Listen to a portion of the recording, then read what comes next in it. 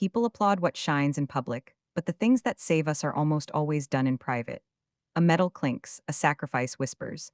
If you want to know who loved you, don't look for the loudest celebration. Look for the person washing dishes when the party ends. The living room hummed like a beehive. Music from Daniel's playlist spilled out of a small speaker, upbeat and glossy, the kind that makes you think every future is bright and every mistake can be lightly auto-tuned. A gold "Congrats, Dan" banner sagged over the mantel, tugged down by scotch tape and humidity. Someone had brought a sheet cake from the fancy bakery across town, the one with cursive frosting that curls like a signature. The knife waited beside it like a ceremony sword. Evelyn moved through her home the way a river knows the bends. She steadied a tray of miniature quiches with one hand and tucked a fallen curl behind her ear with the other. The lamp she'd bought secondhand years ago threw soft light against the framed photos on the wall. First days of school, missing teeth, Halloween costumes stitched on the cheap. If you lined them up, you could watch two children grow taller while the woman in the middle learned how to hide fatigue in her smile. "Everybody, can I have your attention?" Daniel's voice rose above the chatter, confident, polished, used to being listened to. He climbed onto the brick hearth with the easy ownership of a man who never had to wonder if he belonged. In the pictures, his graduation cap had sat slightly crooked on his head. Tonight, his dark hair was sharp and exact, like the part had been measured with code. "I have news," he announced, and the room cooed in anticipation.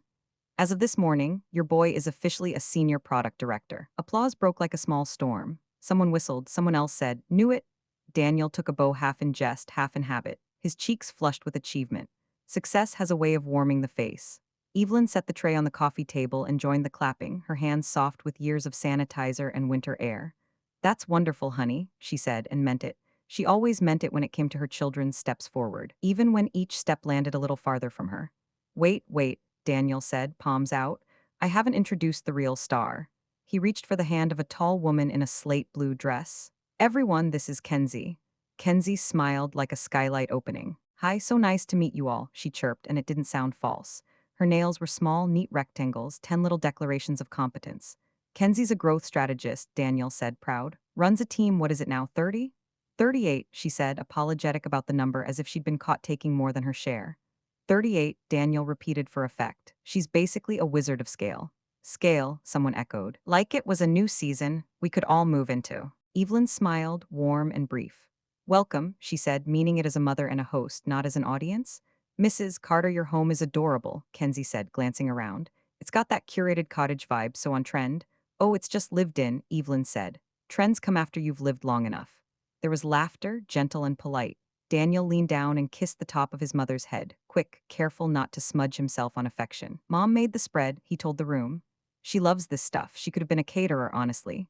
Evelyn chose not to hear the way caterer filed her into a cabinet of small ambitions. She lifted the knife and cut the cake. Vanilla bled into raspberry. The first slice always comes out messy, and you learn not to apologize for it. In the kitchen, the island wore platters like jewelry. Evelyn worked there with familiar economy. Wipe, plate, step, ask, refill. Timers lived in her head. She cleaned as she cooked because poverty had taught her soap is cheaper than waste. Daniel followed her in, the party's bubble still wrapped around him. "Mom," he said, that one syllable a whole relationship. "I'm going to say something in the speech, maybe a little anecdote. You cool with that?" She kept her eyes on the cake. "Depends on the anecdote." He grinned. "About the time you tried to fix the Wi-Fi with a butter knife." "I moved a tangled cord," she said. "You were 8 and you told me electricity was digital rain." He laughed. "See, that's perfect. It's cute." He reached for a strawberry and popped it into his mouth. "Do you even know what I do now?" "You make complicated things simple on screens," she said, "and people pay you to keep the simple things feeling magical." "That's not bad," he admitted, impressed and amused in the same breath. "But there's a whole infrastructure. Systems, roadmaps. You wouldn't?" He searched for a safer ending to the sentence and found none. "You wouldn't get it." Evelyn's hand stilled. She set the knife down with care as if even steel deserved gentleness.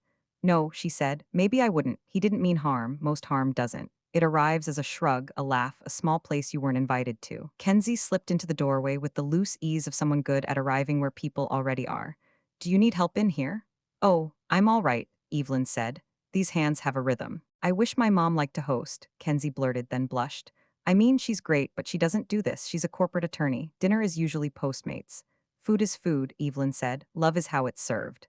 Daniel slid an arm around Kenzie. "See, babe, different generations, different models of mom." He winked at Evelyn, playful and oddly patronizing at once. "We're all modern now." The words landed like a feather with a hidden paper cut. "Modern now." The implication hung in the air. Some loves are new and shiny, some old and obsolete. Evelyn offered Kenzie 2 plates, careful not to let the sting travel to her smile. When they left the kitchen, the room filled again with clatter and congratulations. Lily arrived late, Evelyn's daughter with paint beneath her nails and apology in her eyes. She kissed her mother long, then hugged Daniel tight. Proud of you, she whispered. Don't let the title wear you like armor. Always with the metaphors, Daniel teased, but he squeezed her in return. He stood again to give the speech, and as he spoke of roadmaps and milestones, of mentors who saw my potential, Evelyn drifted back to the cabinet above the stove, the one that stuck a little in summer. She opened it under the cover of laughter, reached behind the stack of holiday platters, and touched the manila sleeve taped to the inside wall. The corner had curled over the years like a dog's ear on a favorite page. Inside that sleeve lay a copy of a document with her name alone in the bold box, Evelyn M. Carter. The deed, notarized in 1998, edges browned a little from oil and time. People think deeds are about land and lumber, but really they are about history. About who stayed when the roof needed patching, who made the mortgage payment with a second shift, who learned the name of the bank manager's granddaughter because she always asked. She didn't pull the paper free, not yet. She only pressed 2 fingertips to its outline, the way some people touch crosses or photographs of the dead. Her heart beat once, twice, a quiet metronome. She took a breath and shut the door, returning to the present like a soldier returning to a table where everyone else forgot there'd been a war. And to my mom, Daniel was saying, gesturing toward her with the generosity of a well-lit moment. She's always been there, always. Always is a lovely word when you don't have to define it. Always what? Cooking, cleaning, waiting up, working through holidays, choosing the smaller things so you could take the larger? Evelyn smiled, and her smile carried the weight of the unsaid. Pride, yes, and beneath it, something small and sore. A cousin shouted, speech. And Daniel obliged with a story he'd polished for rooms like this. The butter knife, the Wi-Fi, the digital rain. The punchline landed. Laughter popped. Someone clapped her shoulder and murmured, he's come so far. Evelyn's eyes found Lily's across the room. The girl's gaze asked a question that had no words. You okay? Evelyn nodded almost imperceptibly. She would be. Mothers learn to store tears like winter flour, always enough on the shelf, rarely used when company comes. Kenzie lifted her glass. To Daniel, she said, to big titles and bigger horizons. To horizons, echoed the crowd. Evelyn lifted her water. In another life, one with rest built in, she might have added, and to the hands that packed the picnic for the journey. Instead, she looked around at the people she'd fed, the house she'd kept from sagging, the son she had ferried from boy to man across a river of shifts and small economies. She looked at the cabinet above the stove, and the paper that spelled her name like a vow, and she thought of all the things a room does not applaud. The cake was nearly gone. The banner drooped further, letters listing, as if even triumph feels the tug of gravity by midnight. Daniel spun Kenzie in a playful circle by the couch. Lily slipped into the kitchen and leaned against the counter, close enough that her shoulder brushed her mother's. No words, just presence? You did good, Lily whispered eventually. Evelyn wiped a wet ring from the counter with a dish rag. He did good, she corrected softly. Both things could be true. That is another lesson if you're collecting them. Love doesn't need the credit, but it still feels the bruise when credit forgets its origin. From the living room, Daniel called, Mom, come take a photo with us, the modern family. Kenzie laughed and looped an arm through his. Evelyn stepped into the doorway, that practiced smile rising again. She framed herself between her children, one painted by applause, the other by empathy. Modern, she repeated, so lightly no one heard the ache. The camera flashed. For a moment, the whole room glittered white as if the future were a blank page. Then the light faded as it always does, and the picture settled into pixels and memory. The party moved on. The music reset, the house exhaled. And the quiet thing, the deed above the stove, the woman beneath the smile, waited for its turn to speak. Evelyn awoke before dawn, as she always had, to a house that still smelled faintly of last night's celebration. Spilled wine, burnt wax from the candles, and the ghost of laughter that doesn't quite know where to go when the guests are gone. The banner still drooped in the living room, one corner sagging as though the word congrats had grown too heavy overnight. She filled the kettle, watching its reflection shimmer in the kitchen window. Beyond it, the first hint of daylight rested on the maple tree in the yard, the one she had planted when Daniel was 5.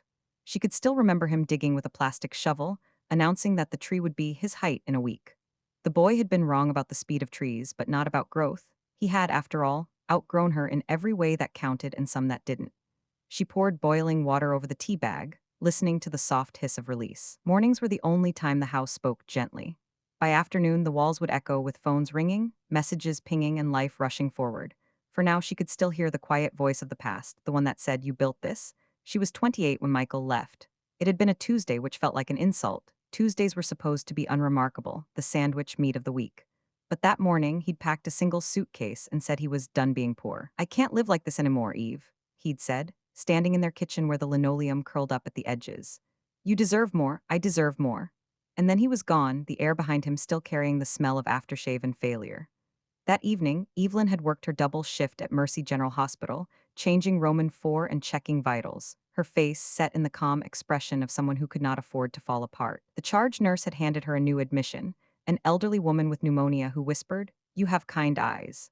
Evelyn smiled because kindness cost nothing, and she had learned to trade in the things that didn't.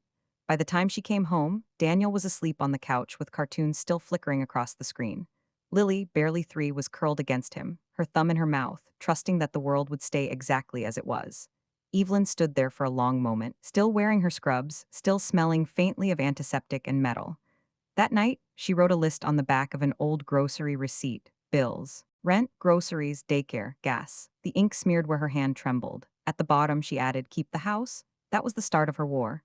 In those years, Mercy General became her second address. She worked nights in oncology, weekends in pediatrics. The other nurses called her the ghost because she was always there when the lights were dimmest, a pale shape moving from bed to bed. The pay was never enough, but there was overtime, and then there were side jobs: chart reviews, private care, home visits for elderly patients whose children lived too far or too busy. She'd drive across the city at midnight, headlights sweeping empty streets, radio whispering the news of a world that had moved on without her. When Daniel started high school, he began to see the differences. His friends' mothers had manicures and SUVs. Evelyn had calloused fingers and a second-hand Toyota that coughed like an old smoker. He'd stopped asking for rides by sophomore year. "I'll walk," he'd say, eyes sliding away. Once he brought home a permission slip for a robotics camp that cost $800. Evelyn stared at the number, her stomach tightening. "I can't afford that right now," she'd said carefully. Daniel's face fell. "Everyone's going. Mr. Jensen said I'd be great at it." She looked at him then, her boy with his two big dreams and too thin jacket, and she made a choice that mothers make quietly every day. She pawned her wedding ring that weekend. When he came back from camp, holding a small robot that looked like a beetle with blinking eyes, he hugged her and said, "Thanks, Mom, I owe you one." He never knew how literal that was. Years blurred into a pattern: bills, shifts, the hum of the washing machine, the squeak of school shoes in the hall. She learned how to stretch a pound of ground beef into 3 meals, how to patch a uniform so no one noticed, how to fake sleep on Christmas morning so the kids could wake her up, and she could pretend to be surprised. But she never told them about the nights she cried in the break room between rounds, or the time her car broke down on the freeway and she walked 2 miles to make the morning shift, shoes bleeding. At 50, her heart began to murmur, a literal one, the doctor said. "Mitral valve prolapse, mild but chronic, you need to slow down." She smiled politely. Who doesn't? She worked 4 more years. When the hospital offered an early retirement package, she signed it not out of choice but necessity. Her savings weren't much, but the house was paid off, barely. Every month, she dropped the mortgage payment like a pebble into a deep well, watching the balance inch downward until, one morning, the statement read 0 DUE. She'd poured herself a cup of coffee and whispered, "We did it, Michael." Then she'd laughed because she didn't owe him that word. Back in the present, the tea had gone cold. Evelyn rinsed the cup and set it upside down in the sink. Her hands trembled, not from age, but from remembering too much. She opened the cabinet where the deed was taped. The manila folder had grown brittle. She replaced the tape, smoothing it with her palm. That document wasn't just paper. It was every missed vacation, every skipped meal, every birthday shift worked through. Her name printed alone meant survival written in ink. Lily called from the doorway. "You didn't sleep again, did you?" Evelyn turned, startled but smiling. "Old habits, the hospital trained me well." Her daughter walked in barefoot, hair wild, wearing one of Daniel's old sweatshirts. "I cleaned up a bit last night, couldn't stand the smell of champagne in the morning." Evelyn chuckled. "Thank you, your brother's party was lively." Lively's one word for it. Lily hesitated. "You okay with what he said about the modern thing?" Evelyn's eyes softened. "He's proud. Pride makes people clumsy." "I don't like how he talks to you, Mom." "He'll learn. Life teaches all of us eventually." Lily opened the fridge, poured orange juice into a glass, and leaned against the counter. "He's not a bad person." "I know," Evelyn said. "He's just young enough to think love looks like achievement." They sat in silence a while, mother and daughter, the clock ticking between them like a patient heartbeat. "You ever miss Dad?" Lily asked quietly. Evelyn smiled a small, tired smile. "Sometimes I miss the version of him I thought I married, but mostly I miss the woman I was before I had to become everyone else." Lily nodded, eyes glassy. She reached across the table and took her mother's hand. "You're still that woman." "Maybe," Evelyn said, squeezing back, "but she's hidden under receipts and utility bills." After Lily left for work, Evelyn went out to the porch. The maple tree outside was golden now, its roots thick as wrists. She knelt beside it and brushed away the fallen leaves. A small brass plaque at its base read, planted 1995. Her breath misted in the cool air. She thought of Daniel, of how he'd once tied a red ribbon around the sapling and declared it the family tree. Funny thing about family trees, she thought, they grow even when half the branches forget where they came from. She stood slowly, hand pressed against the small ache beneath her ribs. Somewhere deep down, she felt the rumble of something returning. Not fear, not anger, something quieter, older, resolve. There would be more parties, more words said carelessly. But there was also a truth rooted deeper than any ambition. She had built this life brick by brick on nights no one remembered. Inside, the house waited. The kettle whistled again, shrill and loyal. Evelyn turned back toward the sound. The day was beginning. And she had things to do. By late afternoon, the air outside had thickened with the smell of oncoming rain. Seattle had that way about it. Gray clouds swelling quietly until they broke, like someone holding in a confession for too long. Evelyn stood at the kitchen sink rinsing coffee cups, humming without realizing it. The tune was one she used to sing when the kids were little, some old lullaby about bluebirds finding home. The doorbell rang once, short and certain. She froze. Lily wasn't due back for hours, and Daniel would have texted before showing up. The sound came again, impatient this time. Evelyn dried her hands on a towel, crossed the living room, and opened the door. Michael Carter stood on her porch, holding an umbrella like a prop he didn't know how to use. It had been more than 20 years since she'd seen him up close. He'd aged well in the way men sometimes do, silver hair at the temples, a softness in the jaw that read as distinguished rather than tired. His coat was expensive, she could tell by the stitching. The smell of his cologne carried the same sharpness as memory. Eve, he said, and for a second she hated that he still had the right to shorten her name. Michael, her voice came out level, practiced. You're far from wherever you usually are. He smiled as if they were old friends meeting by accident at the grocery store. Can I come in? Just for a minute. She hesitated, then stepped aside. The rain started just as he entered, thin and deliberate. He shook out his umbrella and looked around. Still the same house, he said, scanning the walls, the photos, the warmth. You kept it. I did. Evelyn folded her arms. You remember leaving it. Michael exhaled through his nose the way men do when they think regret looks noble. I was young, scared, stupid. Pick one, she said quietly. He gave a short laugh as if to diffuse the tension. You haven't lost your edge. I had to sharpen it. She motioned toward the kitchen. Coffee? He nodded. If it's not too much trouble. It's never trouble, she said, moving toward the counter. That's what I've learned, trouble always finds its way in. They sat at the small table by the window, steam rising between them. For a moment, neither spoke. The sound of rain against glass filled the silence. Michael finally broke it. I saw Daniel's post, the promotion, you must be proud. I am. Evelyn stirred her coffee. He's worked hard. You raised good kids. I raised survivors. He smiled again, but this time it faltered. You always did like that word, survivor. It sounds so lonely. She looked at him. It was. He flinched, then reached into his coat pocket and pulled out a folded document. I came because I need to talk about the house. The air changed. Evelyn's hands stilled. What about it? Michael smoothed the paper on the table like a salesman preparing his pitch. Technically, it's community property. We never officially divided assets after the divorce. My lawyer says there might still be. Stop. Her tone sliced through his words. This house isn't yours, Michael. It was, he insisted, voice low, coaxing. I helped buy it. You signed one mortgage payment. I signed the next 20 years. He leaned back, exhaling. I'm not trying to take anything from you, Eve. I just look, times have been rough. My investments didn't pan out. I thought maybe we could come to some kind of arrangement. A loan, maybe, just until I get back on my feet. Evelyn studied him, the man who once shared her bed, her fears, her youth. His eyes still had that restless gleam, the same one that had chased bigger jobs, newer dreams, younger women. He hadn't changed, only softened his delivery. Daniel doesn't know you're here, does he?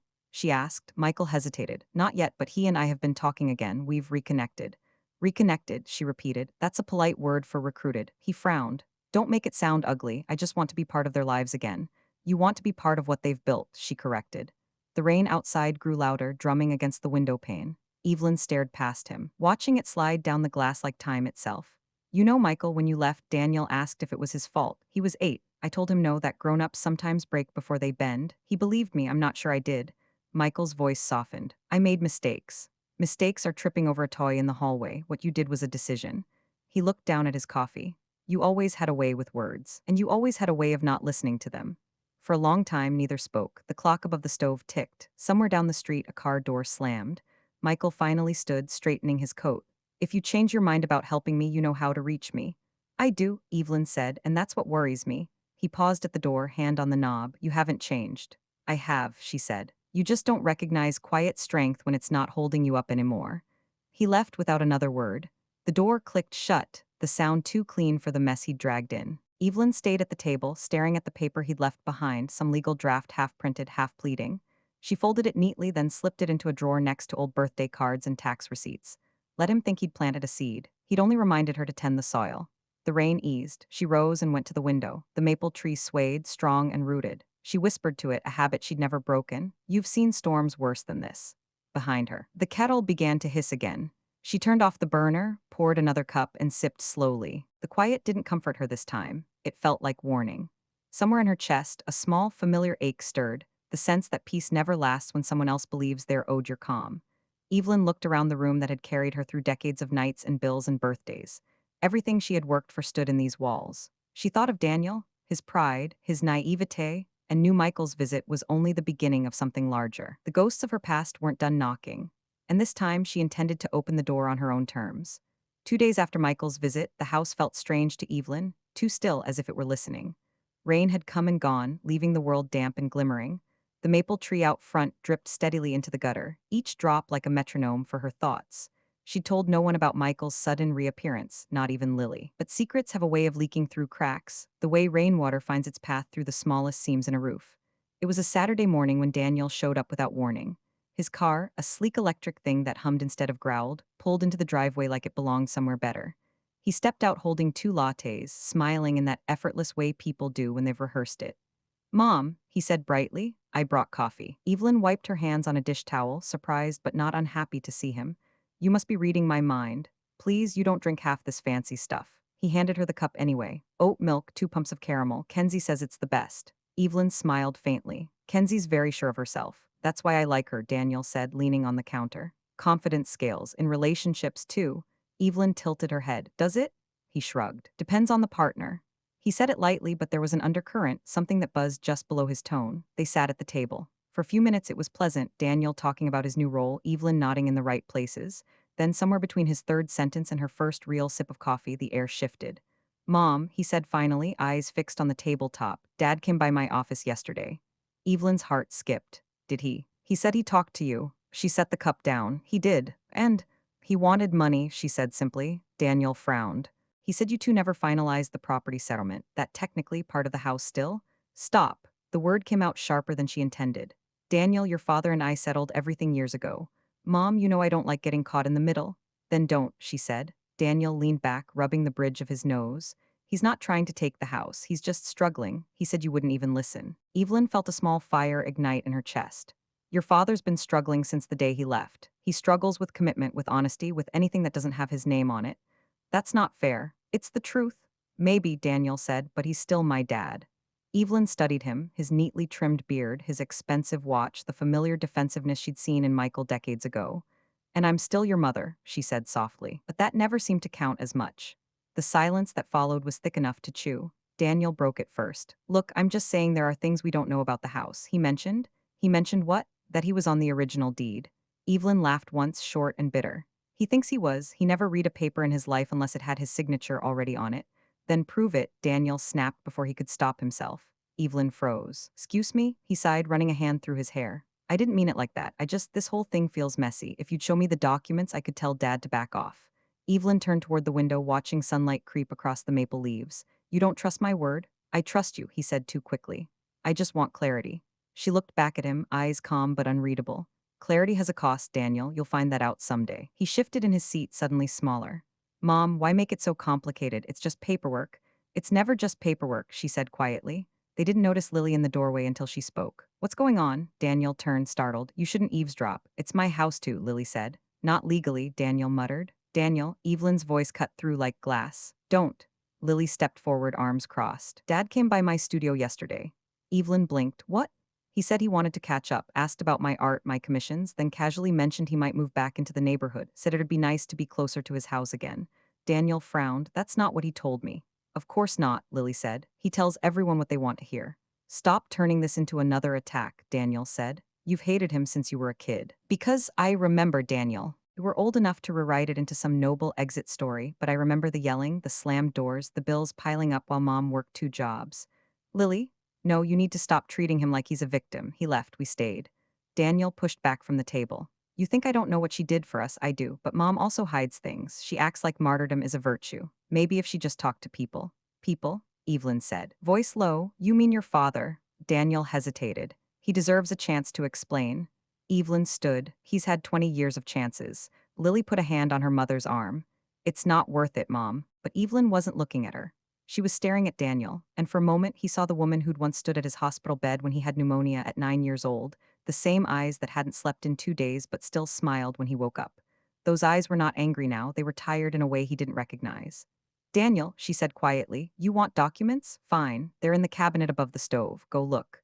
He blinked. You're serious? Completely? He hesitated, then crossed to the kitchen. The cabinet door creaked open. Inside were tidy stacks of envelopes, mortgage statements, insurance, renewals, tax records. He rifled through them until he found the manila folder, the one marked in neat handwriting, Evelyn M. Carter Trust. He scanned the top page, brow furrowing. This says you transferred ownership of the house into a trust. Yes. 20 years ago? Yes. His jaw worked soundlessly. So Dad really doesn't? Evelyn turned away before he could finish. Your father has nothing here, not his name, not his right. Daniel stood frozen, still holding the document. Lily watched him with a mix of anger and pity. After a long silence, he said, you could have told me. I wanted to, Evelyn said. But every time I tried, you looked at me like I was smaller than you remembered, and I didn't want to prove you right. Daniel set the papers back, closing the cabinet gently. I just wanted peace, Mom. Peace doesn't come from pretending, she said. He sighed. I'll talk to Dad, make him drop it. No, Evelyn said. You'll do nothing, let him show his hand first. Her voice was calm, measured, but Lily caught the flicker behind her eyes, a strategist waking. Daniel nodded stiffly and left without another word. When the door shut, Lily exhaled. He won't get it, will he? Evelyn shook her head. Not yet. The two women stood together in the kitchen, the rain starting up again, soft but steady. Evelyn reached up, touched the edge of the cabinet where the trust papers sat hidden again. They'll both come back, she murmured. Men like that always do when they realize what they lost. Lily looked at her mother, saw the quiet steel beneath the gentleness, and felt a chill that wasn't from the weather. What are you going to do? She asked. Evelyn's voice was almost a whisper. What I've always done, protect what I built. The next week unfolded like fog, thick, quiet, and full of shapes Evelyn couldn't yet see clearly. Daniel hadn't called since the confrontation. Lily checked in every evening, pretending to borrow flour or sugar, her concern disguised as errands. The silence between Evelyn and her son stretched, taut but unbroken. She didn't chase it. Some lessons, she knew, had to echo a while before they could be heard. But on Thursday morning, as she clipped coupons at the kitchen table, her phone buzzed with an unfamiliar number. Mrs. Carter? The voice on the other end was brisk, male, and young enough to sound self-assured without having earned it. This is Gregory Madsen. I represent Mr. Michael Carter. He asked me to reach out regarding an amicable review of shared marital property, specifically the residence at 214 Ashmont Street. Evelyn's stomach tightened. Amicable, she repeated, tasting the word like something sour. Your client's idea of amicable usually involves him keeping the good china. A pause, followed by a polite laugh that didn't quite fit. Mrs. Carter, perhaps we could schedule a time to discuss this in person. Mr. Carter is open to an arrangement that benefits both parties. Tell him, she said evenly, that both parties benefited when he walked out the door. She hung up before the lawyer could respond. Outside, the maple trees shivered under a gust of wind, and for a brief moment, Evelyn thought of that phone call as the first raindrop before another storm. Later that afternoon, she drove across town to Nora Bennett's house. Nora had been her neighbor for 20 years and her confidante for almost as long.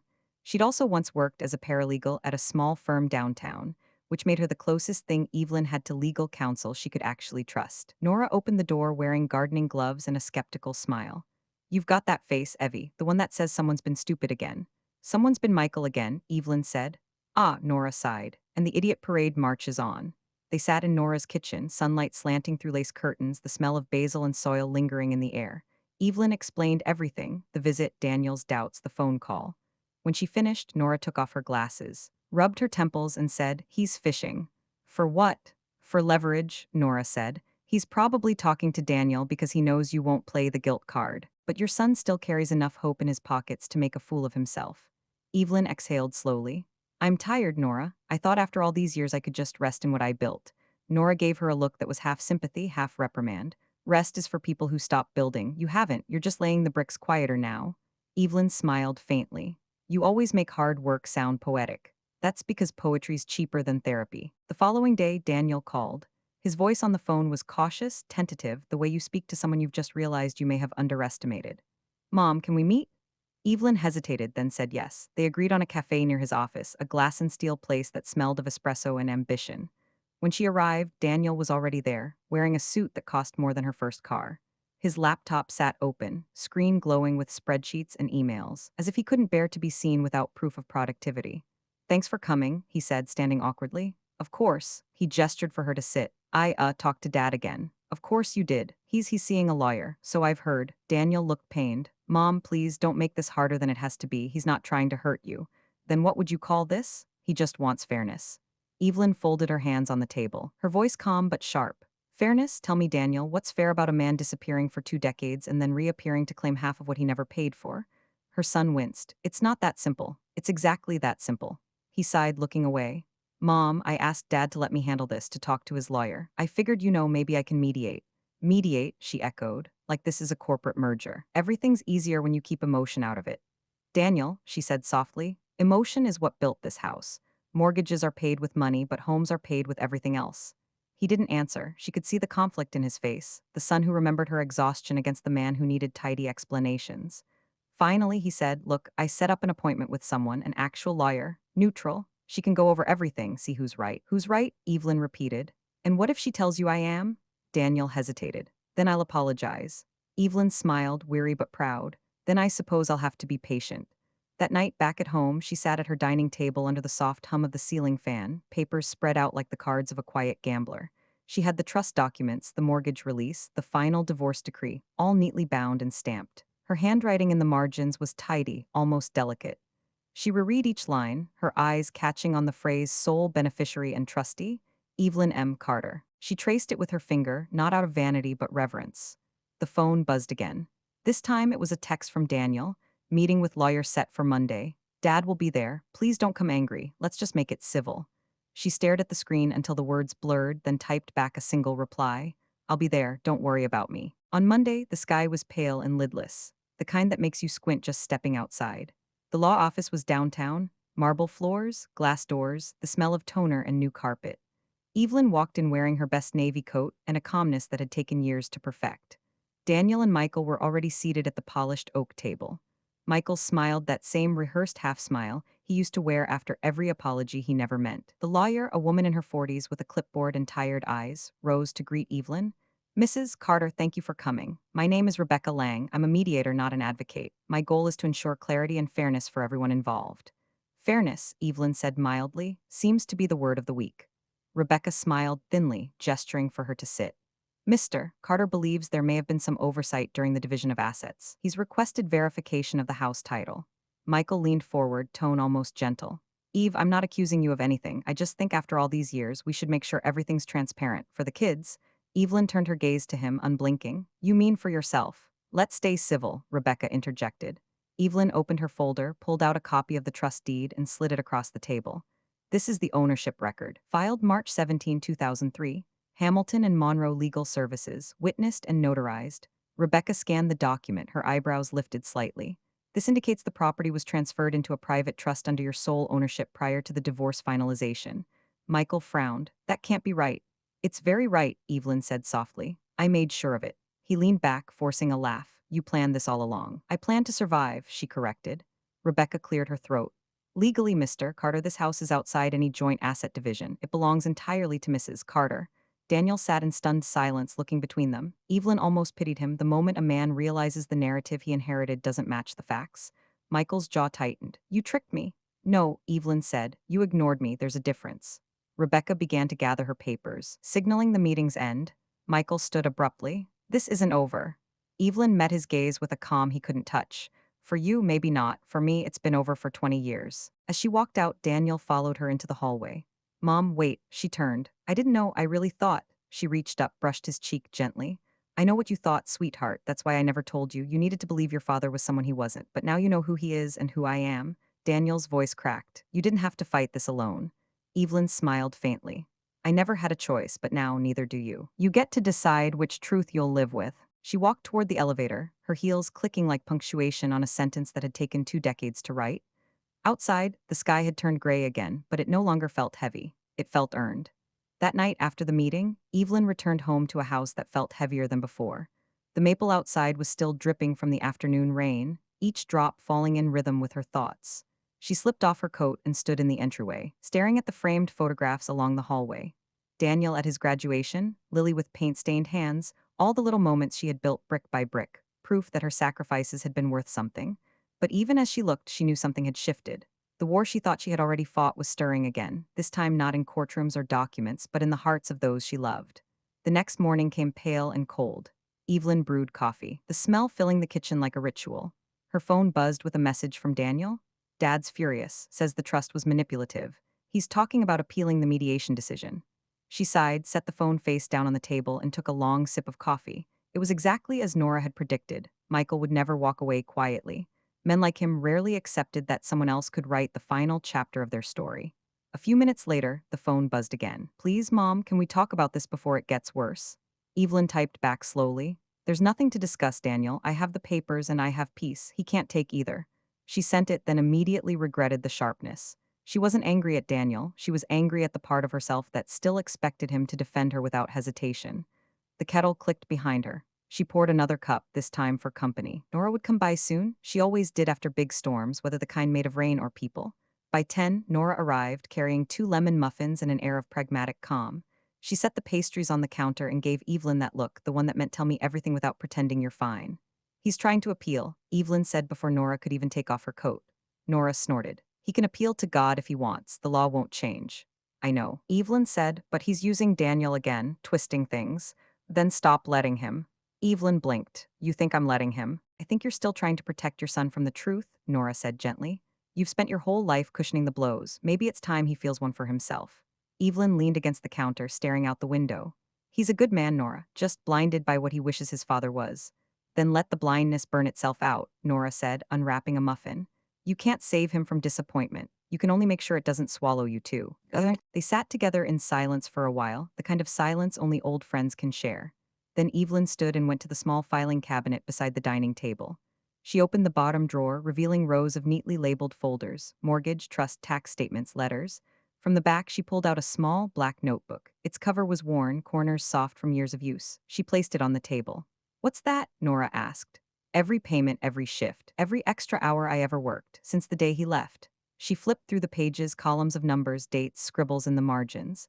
I started keeping it because I didn't want to forget where the money came from, but now it's a map of everything I endured. Nora reached across the table and squeezed her hand. Then keep it close. Wars are won with records, not rage. Evelyn smiled faintly. You sound like a general. I sound like someone who's been divorced twice, Nora said. They laughed, the sound shaking some of the tension loose. But underneath it, Evelyn felt a resolve settling into her bones, an old instinct waking. That evening, Daniel showed up unannounced. He didn't knock this time, he simply let himself in the way children always believe they have a right to. He found his mother in the kitchen, peeling potatoes for dinner. Mom, we need to talk, he said. Evelyn didn't look up. Go ahead. He took a deep breath. Dad's lawyer says the trust could be considered an act of concealment. He thinks he can make a case for fraudulent intent if… Fraudulent intent? Evelyn interrupted, her tone still even. Daniel, I filed that trust legally, transparently, and before the divorce was finalized. There's nothing fraudulent about protecting myself. Maybe not, but… She turned to face him. But what? He hesitated. It just feels wrong that you never told anyone. Me, Lily? Evelyn set down the knife. You were a child, Daniel. You didn't need to know about legal structures and trust funds. You needed a roof and food and a mother who didn't collapse. I gave you that. He opened his mouth, but she didn't let him interrupt. And when you grew up, you never asked how it all stayed standing. You assumed it just did. That's what you do with mothers, you assume. Daniel's eyes softened with guilt. That's not fair. It's true, she said, and truth isn't always fair. For a moment, neither spoke. The sound of running water filled the space between them. Finally, Daniel sighed and leaned against the counter. He's not going to stop, Mom, you know that. I do, she said. Then what are you going to do? Evelyn wiped her hands, her expression unreadable. I'm going to prepare. Prepare for what? For him to make his biggest mistake yet. That night after Daniel left, Evelyn sat at the kitchen table with her laptop open. She typed an email to a name she hadn't needed in years. Marilyn Tate, attorney at law. Marilyn had helped her draft the trust all those years ago. A woman with steel gray hair and the patience of a saint? Dear Marilyn, I may need your expertise again. It seems my ex-husband is planning to contest a settled trust. I have all the original documents, but I'd like to review potential next steps before he does something foolish.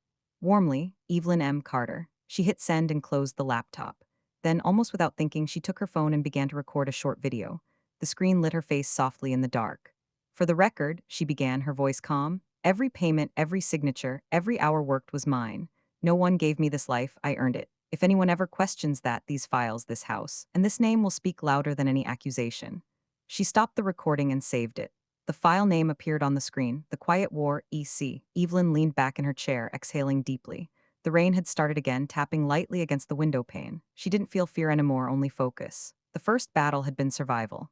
The second, recognition. Now came the quiet war, one fought not with noise, but with proof, patience, and the kind of dignity that couldn't be taken by men like Michael Carter. And this time, she would not fight alone. Monday evening brought the kind of golden dusk that pretends everything is peaceful. The rain had cleared, leaving the city washed clean and glinting.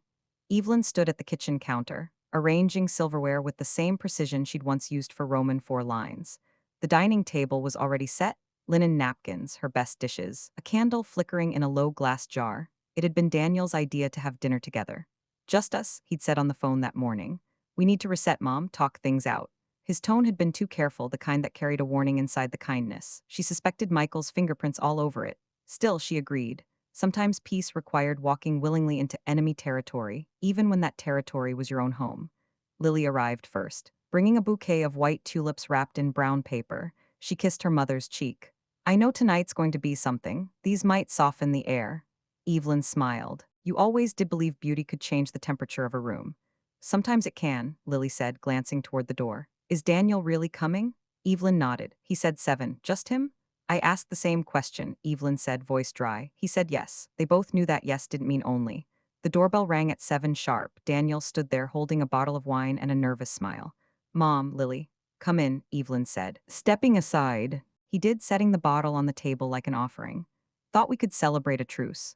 A truce, Lily repeated. Are we at war? Daniel shot her a look. Let's not start. Evelyn gestured toward the table. Dinner's ready. They sat. The meal, roast chicken, buttered carrots, and Evelyn's famous mashed potatoes, smelled like comfort, though the air between them was anything but.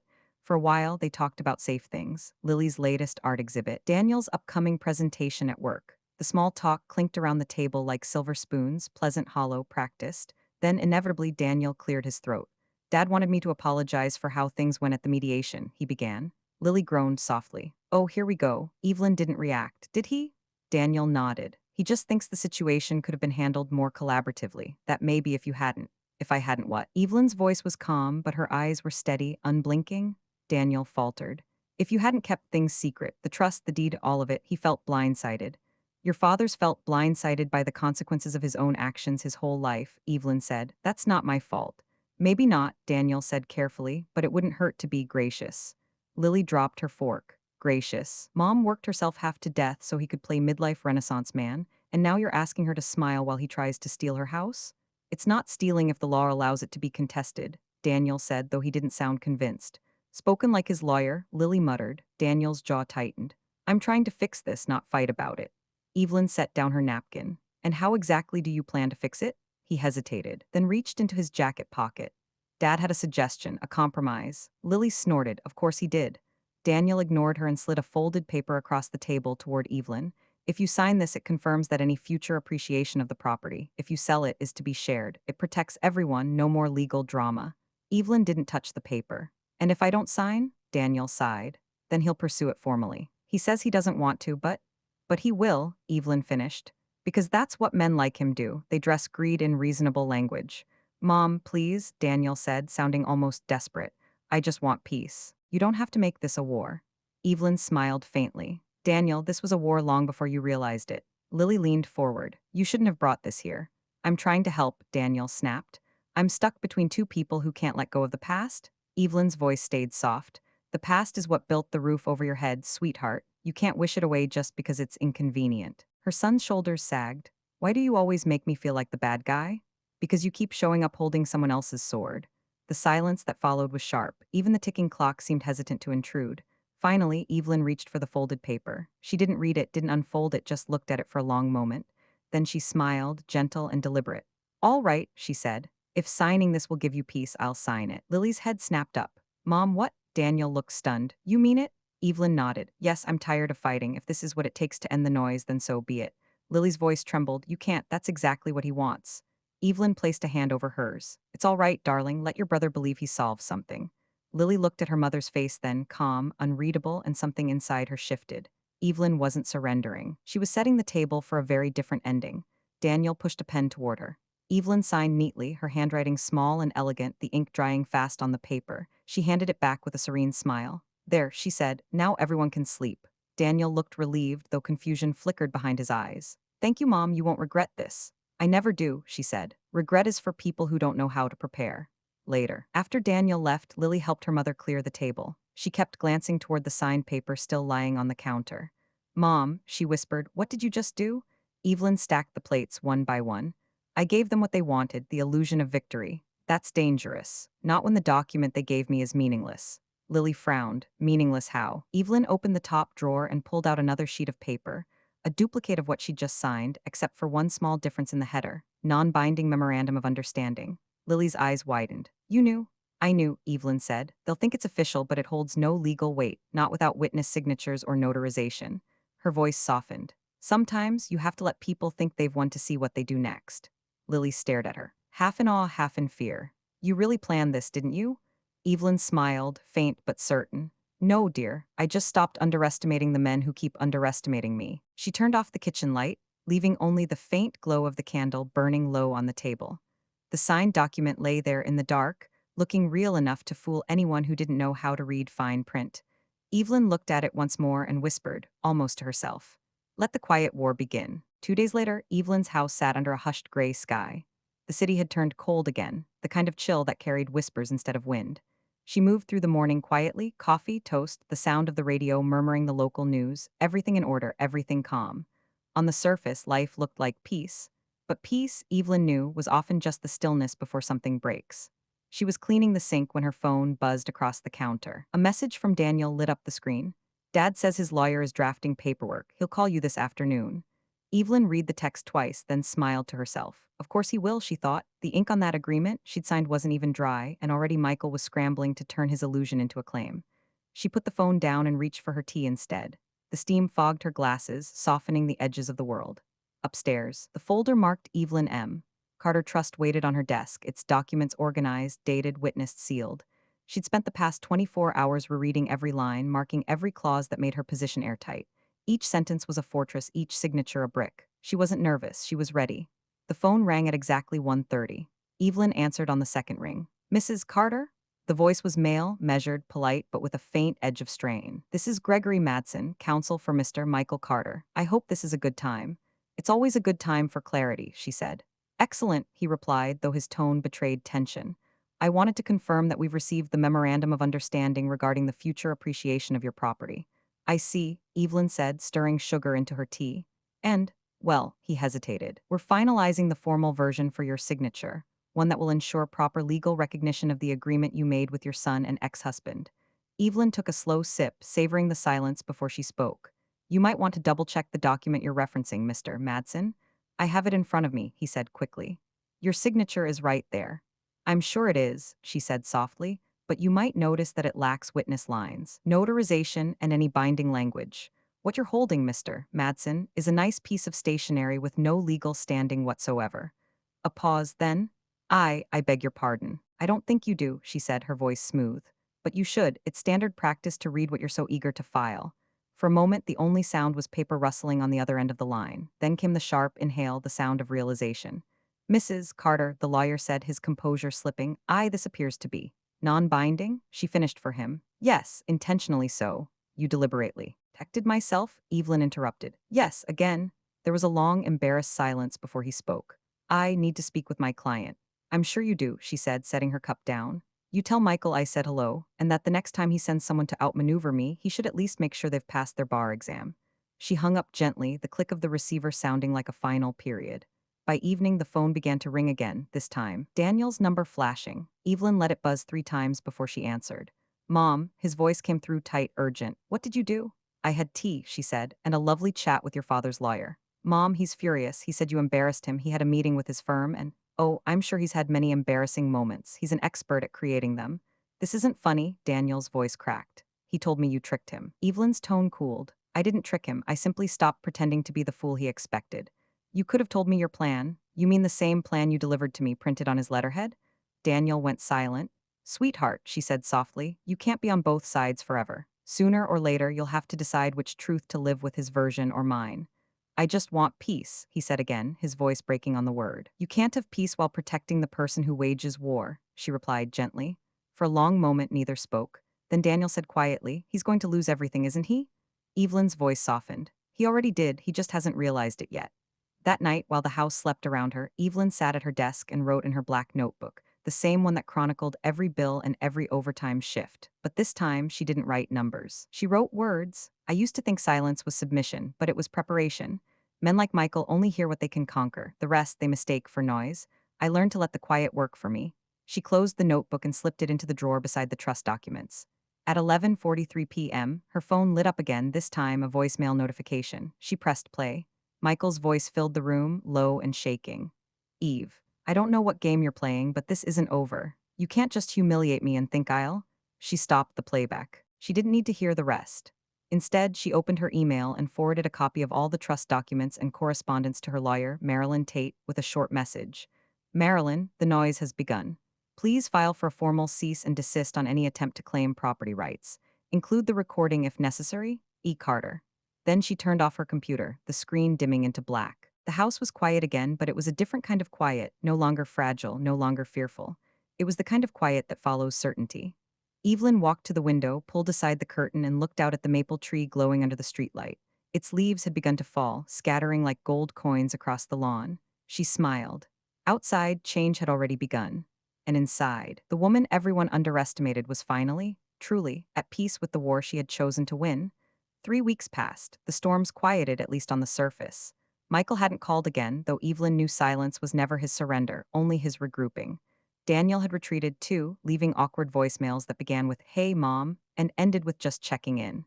Lily visited often, bringing warmth and chatter that made the house feel less like a fortress and more like a home again. It was a Tuesday morning in early November when the knock came. Evelyn opened the door to find a woman in a gray wool coat, holding a small recorder and a notebook. Her smile was professional, practiced, the kind journalists wear when they are unsure whether they're about to be invited in or turned away. "Mrs. Carter? My name's Anna Delgado. I'm a columnist for the Seattle Ledger. Do you have a moment?" Evelyn hesitated. "I'm not sure I have anything worth writing about." Anna smiled politely. "You might be surprised. I'm writing a piece on women who have quietly built independent financial success stories. Someone mentioned your name, said you've run a private consulting service for years, helping others secure their assets." Evelyn blinked. "Who told you that?" "Marcus Chen," Anna said, flipping open her notebook. "He said you're one of the most competent financial consultants he's ever worked with, but that no one really knows your story. He called you," she checked her notes. "The quiet storm of Ashmont Street." Evelyn couldn't help but laugh. Marcus always did like poetic exaggerations. "Then he wasn't wrong," Anna said warmly. "May I come in?" They sat in the living room, the afternoon light filtering through the lace curtains. The room felt alive again. Lily's tulips had dried into papery sculptures, and the faint smell of lemon polish lingered in the air. Anna clicked her recorder. "I want to ask about your company, Hamilton Financial Services. You've kept it fairly private, haven't you?" Evelyn nodded. "Visi has a way of keeping things peaceful. The fewer people who know your value, the fewer who try to steal it." Anna smiled, intrigued. "That's quite a philosophy." "It's also math," Evelyn said. "Visibility invites variables. I prefer constants." "Was that why you founded the firm?" Evelyn hesitated, choosing her words carefully. "I founded it because I didn't want to depend on anyone who thought my work was optional." "Was that about your marriage?" Yeah. Evelyn gave a small, knowing smile. "Let's just say that I learned the hard way. Partnership and dependence are not the same thing." Anna scribbled something in her notebook. "You built a full business while raising 2 children, holding multiple jobs, and managing your own finances. That's extraordinary." "It's ordinary for women like me," Evelyn said quietly. "We do what must be done. The world just doesn't notice until there's paperwork." Anna looked up. Meeting her eyes, "Do you mind if I ask something more personal?" "Go ahead."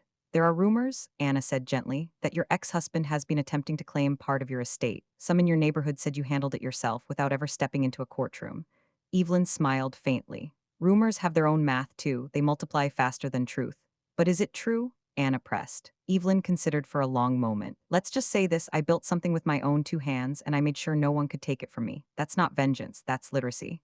Anna blinked. "Financial literacy?" Evelyn's smile deepened. "Emotional literacy, knowing when silence is strength and when it's a weapon." The journalist paused her recorder. "Mrs. Carter, would you let me print that?" Evelyn looked out the window, where the last of the autumn leaves swirled across the yard. "You can print it," said, "but don't make it about revenge, make it about preparation. Women like me don't fight wars, we outlast them." When Anna left, Evelyn sat for a while on the couch thinking. She hadn't planned to tell her story not like that, but something about the way the young woman had listened, eyes bright and full of understanding, had unlocked a door Evelyn didn't know she'd been guarding. By evening, she received a text from Lily. Mom, did you just do an interview? Marcus posted something cryptic about you being a legend. Evelyn smiled and typed back. It was a conversation, not a confession. You know this will blow up, right? Lily replied. People love stories like yours, the woman who outsmarts the man who underestimated her. It's catnip for the internet. Evelyn's fingers paused over the keyboard. Then let them learn something from it, she wrote. Let them know that power doesn't always roar, sometimes it whispers. 3 days later, the article went live. The Quiet Storm of Ashmont Street: How One Woman Outsmarted the System and Built an Empire of Her Own. The headline embarrassed her, but the story itself was fair, beautifully written, even. Anna had framed it not as a tale of revenge, but of resilience. She wrote of Evelyn's quiet years after the divorce, the small victories that accumulated like interest, the way she built Hamilton Financial Services brick by invisible brick. There was one paragraph that made Evelyn pause. When asked if she regretted staying silent for so many years, Mrs. Carter smiled and said no. Silence was my seed money. It grew more value than noise ever could. By that evening, her inbox was overflowing. Former clients, local reporters, even financial podcasts wanted to feature her, and tucked between those messages was one that stopped her heart for a moment. From Daniel Carter. Subject: I read the article. The message itself was short. Mom, I finally get it. I was so busy trying to protect Dad's version of the truth that I didn't see you were protecting ours. I'm sorry for how I spoke to you. Can we talk dinner just us this time? Love, Daniel. Evelyn read it 3 times, her eyes softening with something that wasn't quite forgiveness but close enough to touch it. She typed slowly, deliberately. Of course, Daniel, come home tomorrow. Bring nothing but your honesty. The next evening, the doorbell rang again. This time, when Evelyn opened the door, her son looked different, less armored, more human. He wasn't holding wine or legal papers, just his hands, empty and uncertain. Hi, Mom, he said quietly. Hi, sweetheart, she answered. They sat at the same table where the last battle had begun, but tonight there were no documents between them, just plates of warm food and a conversation long overdue. After a few minutes, Daniel said softly, The article made you sound like some kind of hero. Evelyn smiled gently. Heroes are just survivors with better press. He laughed, a small, real laugh. I'm proud of you. I know, she said, took you long enough. He looked down, then met her eyes again. Dad's angry about the story. He says you humiliated him publicly. Evelyn took a sip of her wine. He humiliated himself privately long before I said a word. Daniel exhaled, nodding. I think I finally understand what you meant, that silence isn't weakness. It's knowing when to speak, she said softly, and when to let truth announce itself without your help. For the first time in months, Evelyn reached across the table and took his hand. His grip was firm, but this time there was no tension in it. Welcome home, she said. Outside, the maple tree swayed in the wind, its last few leaves clinging to the branches with stubborn grace. And inside, for the first time in years, Evelyn Carter felt the quiet not as the echo of war, but as the sound of peace finally earned. The following week brought rain, the kind that soaks quietly, steady and patient until everything feels clean again. Evelyn liked that kind of rain. It reminded her of endurance, of things that lasted not because they were strong, but because they never stopped. The article's fame had begun to spread beyond Seattle. A financial podcast invited her for an interview.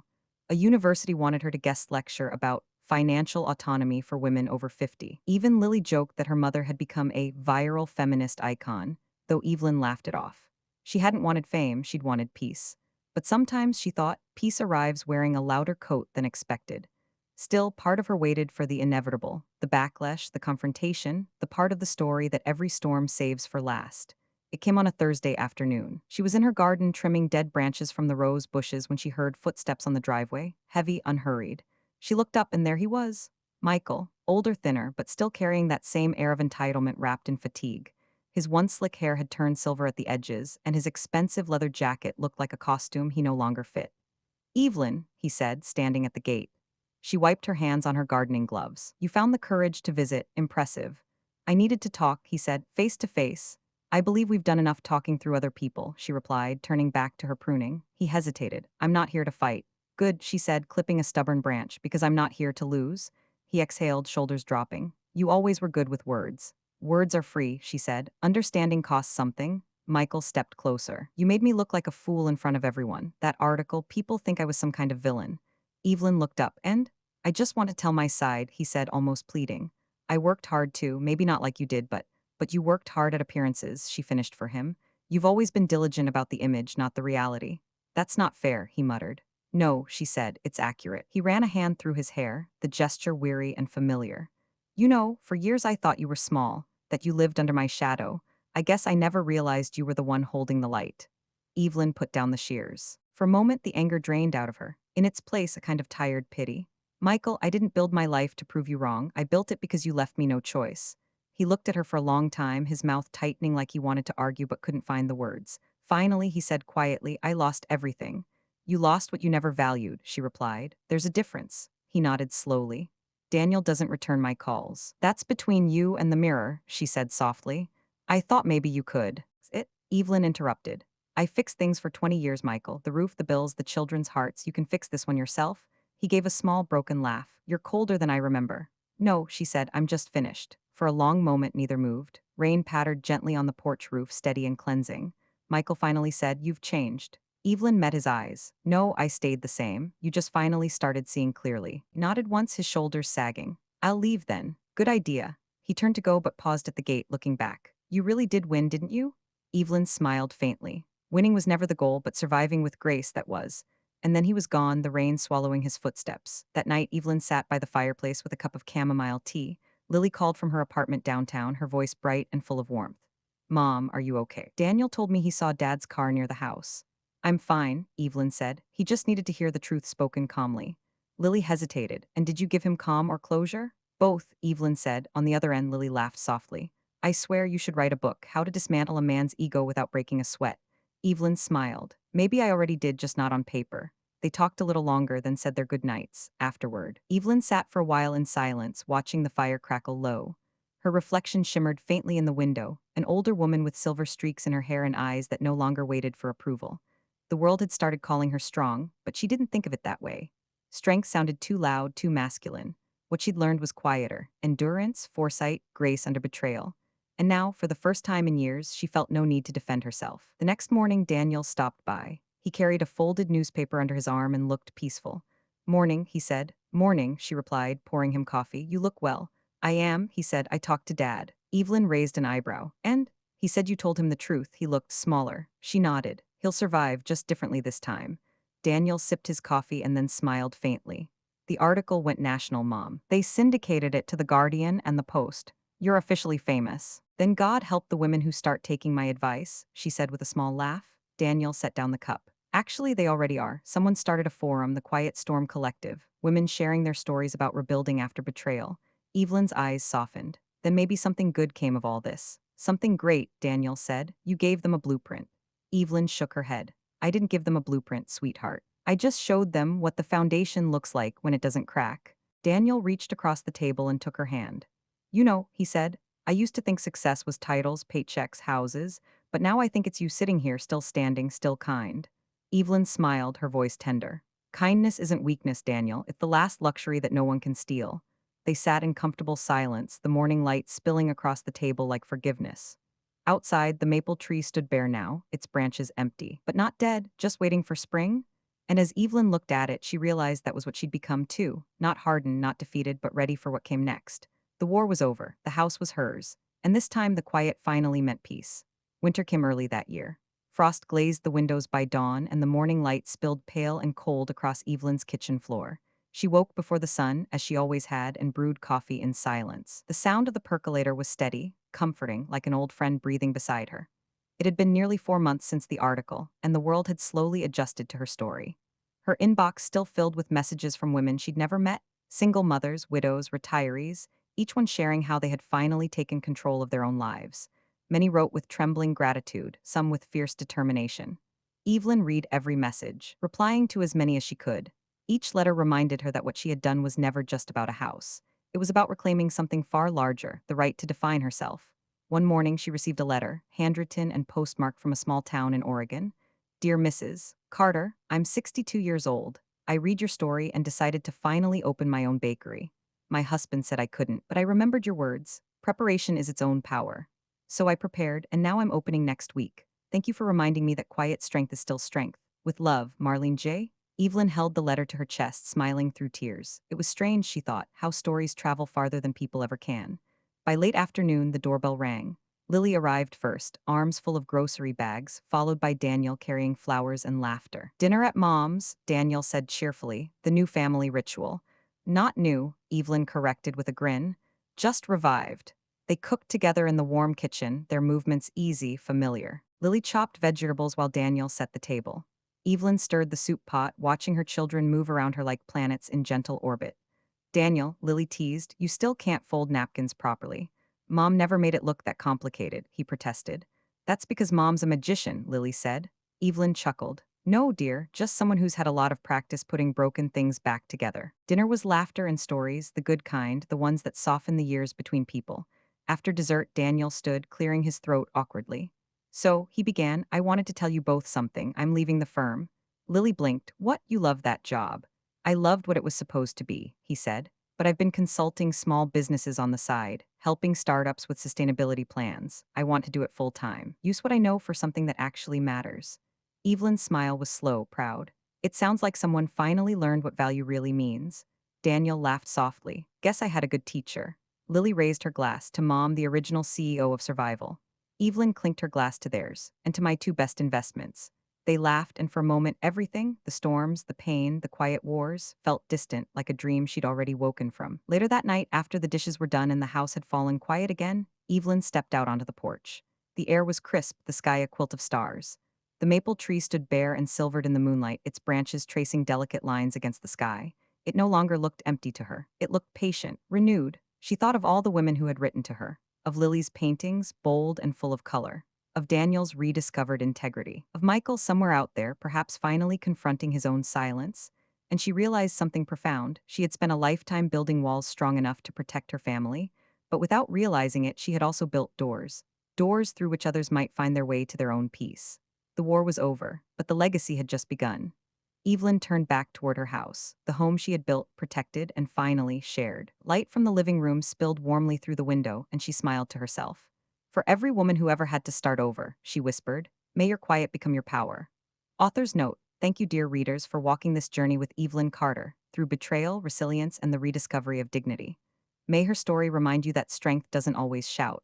Sometimes it stands silently in a kitchen at dawn, making coffee, choosing peace over pride. Wishing you and your loved ones health, love, and a home filled with warmth and understanding. With gratitude, the author. Dinner was laughter and stories, the good kind, the ones that soften the years between people. After dessert, Daniel stood, clearing his throat awkwardly. So, he began, I wanted to tell you both something. I'm leaving the firm. Lily blinked. What? You love that job. I loved what it was supposed to be, he said, but I've been consulting small businesses on the side, helping startups with sustainability plans. I want to do it full time. Use what I know for something that actually matters. Evelyn's smile was slow, proud. It sounds like someone finally learned what value really means. Daniel laughed softly. Guess I had a good teacher. Lily raised her glass to Mom, the original CEO of Survival. Evelyn clinked her glass to theirs, and to my two best investments. They laughed, and for a moment, everything the storms, the pain, the quiet wars felt distant, like a dream she'd already woken from. Later that night, after the dishes were done and the house had fallen quiet again, Evelyn stepped out onto the porch. The air was crisp, the sky a quilt of stars. The maple tree stood bare and silvered in the moonlight, its branches tracing delicate lines against the sky. It no longer looked empty to her. It looked patient, renewed. She thought of all the women who had written to her, of Lily's paintings, bold and full of color, of Daniel's rediscovered integrity, of Michael somewhere out there, perhaps finally confronting his own silence. And she realized something profound. She had spent a lifetime building walls strong enough to protect her family, but without realizing it, she had also built doors. Doors through which others might find their way to their own peace. The war was over, but the legacy had just begun. Evelyn turned back toward her house, the home she had built, protected, and finally shared. Light from the living room spilled warmly through the window, and she smiled to herself. For every woman who ever had to start over, she whispered, may your quiet become your power. Author's note: thank you, dear readers, for walking this journey with Evelyn Carter, through betrayal, resilience, and the rediscovery of dignity. May her story remind you that strength doesn't always shout. Sometimes it stands silently in a kitchen at dawn, making coffee, choosing peace over pride. Wishing you and your loved ones health, love, and a home filled with warmth and understanding. With gratitude, the author.